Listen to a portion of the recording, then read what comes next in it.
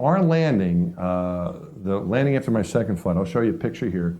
That is Space Shuttle Atlantis landing at Edwards Air Force Base. That is one of the last landings of the Space Shuttle program. And it was a little bittersweet. I mean, I was glad that we had a successful mission, very happy we did our jobs, glad to be home, but also a little sad that the Space Shuttle program was winding down. Only a few more missions, and that was going to be it. After 30 years, we were moving on.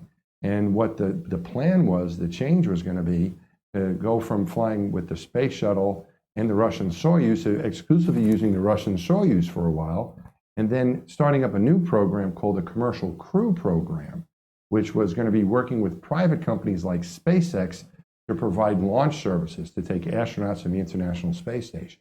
And a lot of people didn't like this idea of being dependent on another country, not having a second option to go to space, and we were going to wait and work with a commercial company to do that. That was brand new. Usually NASA did that sort of stuff.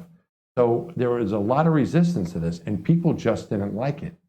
But the truth of it was that change was coming whether people liked it or not. And you need to accept that change if you want to continue to be part of the program. And those who accepted it moved on and thrived, and those who didn't pretty much had to get out of the way, because no matter what the complaining was going to be, we had to make these changes. As hard as it was, change was really hard. It was hard to accept that we were going to change, get rid of the Space Shuttle program, change our whole method of doing things.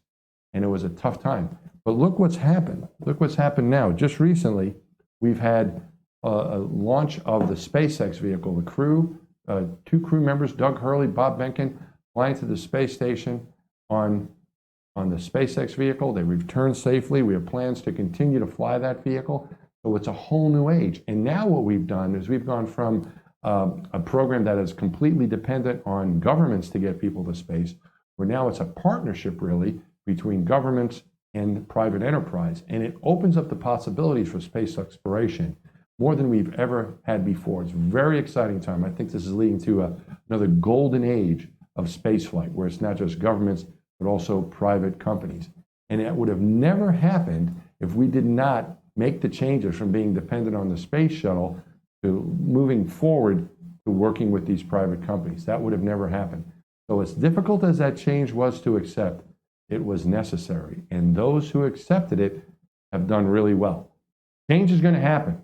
If you can anticipate it, that's great. And that's tough to do, but at least accept it when it's coming. Just like right now, changes are there. New ways of doing business are coming down the road here, because we had to make this adjustment to working from a distance, to everything we had to deal with the COVID disease, to adjust to that and to recover from that requires great change, whether we like it or not. We need to at least accept that those changes are coming and do the best we can to implement them and move forward.